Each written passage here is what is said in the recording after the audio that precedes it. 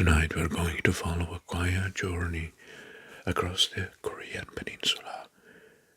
Just show slow tracings of lines of the Korean War.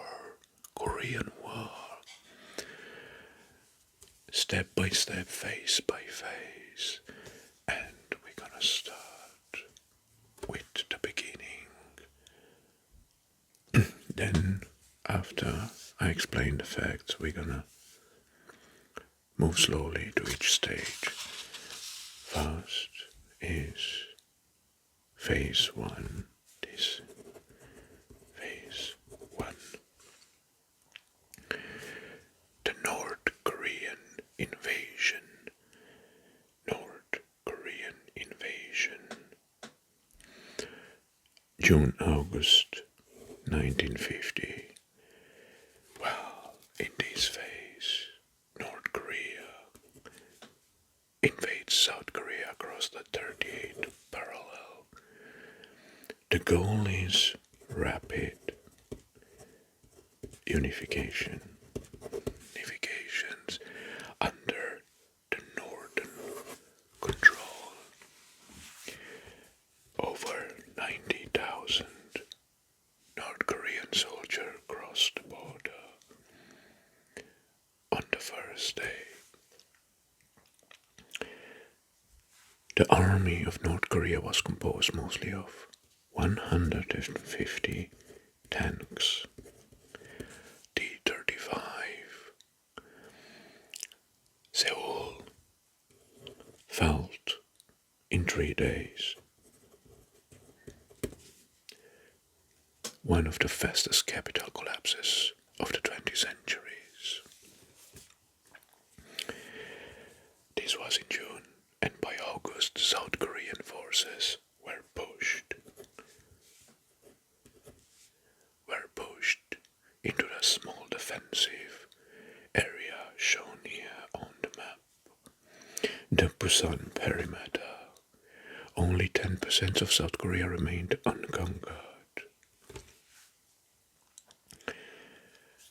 The civilian refugees, over 1 million, displaced in just a couple of weeks. Alright. And now we're gonna move to phase two. August and September 1950, the Pusan Perimeter. United Nations and South Korean troops hold a tight semicircle around Busan, the only area not conquered by the northern force. And this area prevented the total collapse of the south.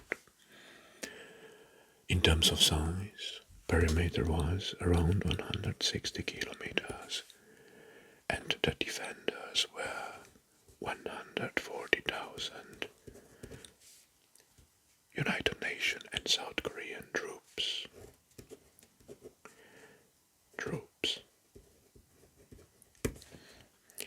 Attackers were less.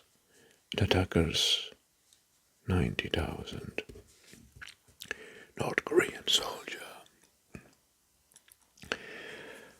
Well, what held this area at the rate of survivability was the naval supply from Japan and continuous reinforcements. That was a huge advancement, and this was the largest defensive stand in early Cold War history.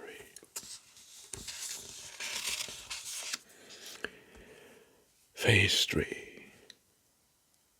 Incheon landing. Phase.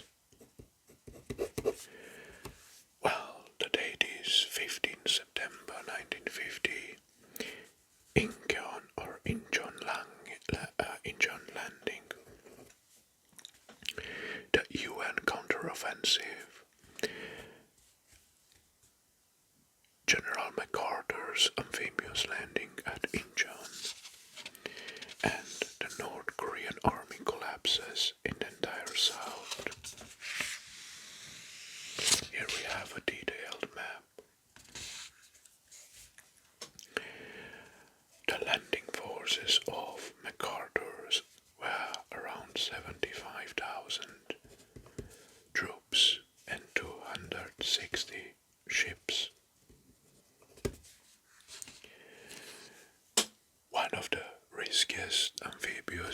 basalt lava near Seoul, extreme tides, narrow channels, and the outcome is that Seoul was recaptured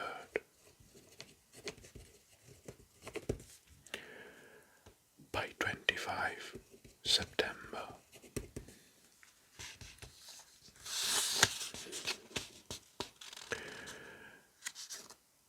And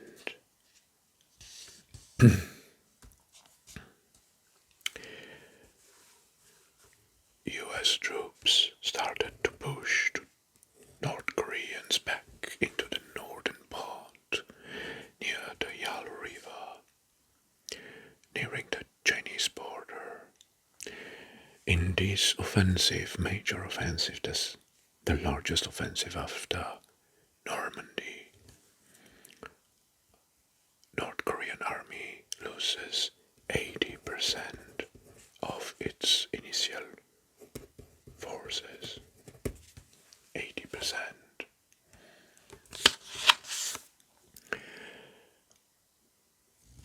Phase 4.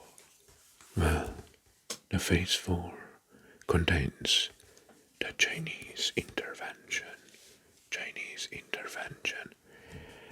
From November 1950 to January 1951. Well, what happened here? Late November 1950. China enters the conflict with massive volunteer forces. Only volunteer forces. United Nations troops are pushed back below the 38 parallel. Well, if you ask how many volunteers were fighting in this phase, well, China deployed 300,000 troops in just the first wave. UN forces experienced one of the most chaotic retreats in the modern warfare.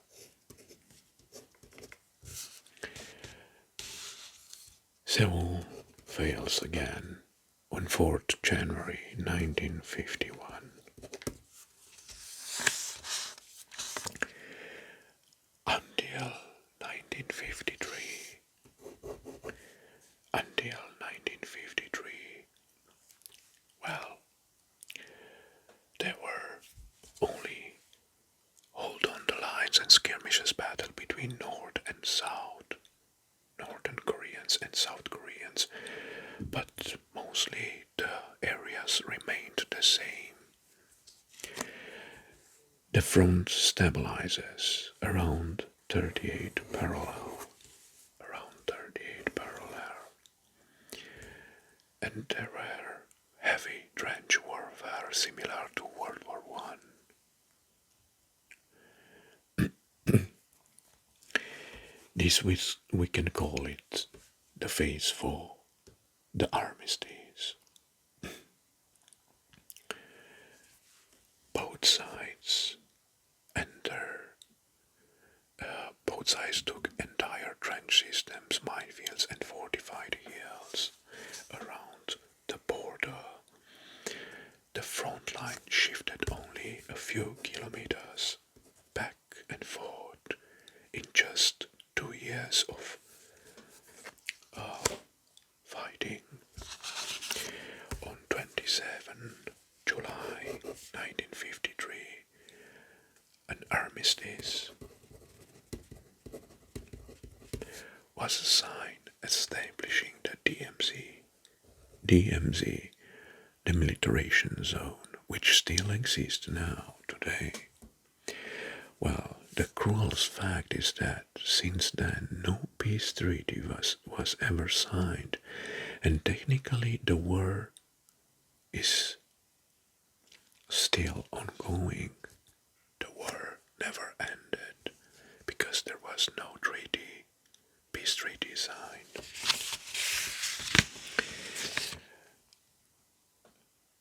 Let's have a look over the overall statistics. Human cost, deaths, Korean civilians,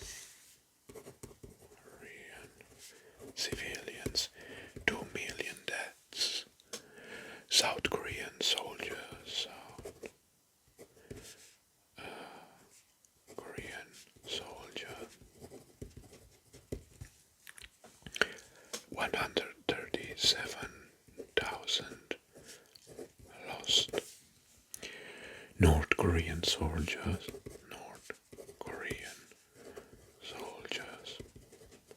lost 316,000. Chinese soldiers lost 180,000. And UN troops lost in the battle around 40,000. US casualties 36,000. Total casualties 4 to 5 million. In terms of military scales,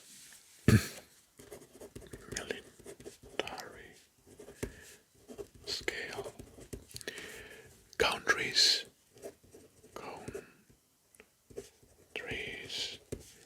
involved, 22 United Nations participated, and the duration of the conflict 3 years,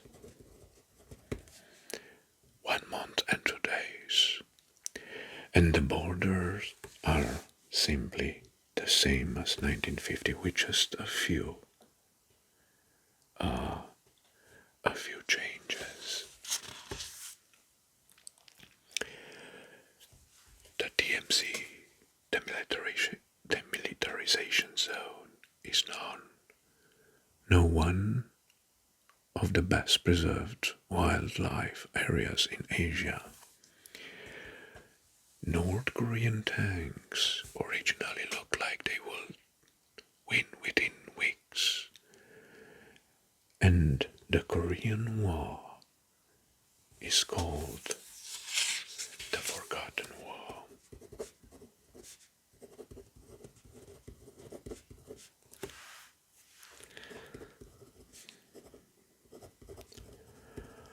The Forgotten War in the West.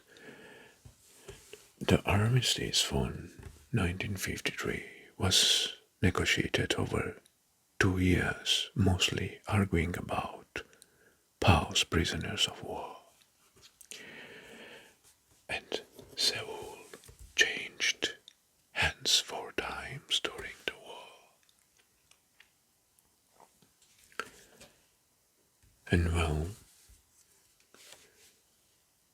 now we reach the end of our soft journey across the Korean Peninsula, step by step, line by line, through every phase of the war.